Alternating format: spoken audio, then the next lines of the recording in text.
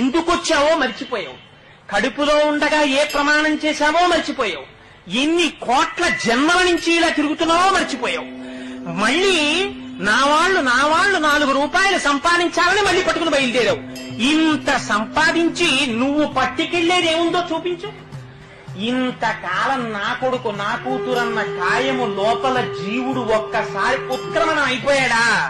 ఆ కొడుకొచ్చి నిలబడ్డా, కోడలొచ్చి నిలబడ్డా, కూతురొచ్చి నిలబడ్డా ఏమర్రా రెప్ప వెయ్యదు, మాట వినదు.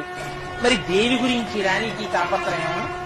ఇవన్నీ కాకుండా ఇంకొకటి ఉన్నది అన్న నమ్మకం నీకుందా? నీ ఊపిరి తీయిస్తున్నవాడెవరు?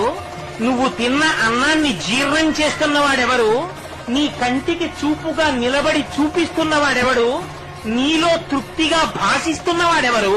వాడెవరో ఎప్పుడైనా ఆలోచించావా? వాడికి ఒక నమస్కారం చేద్దామని ప్రయత్నం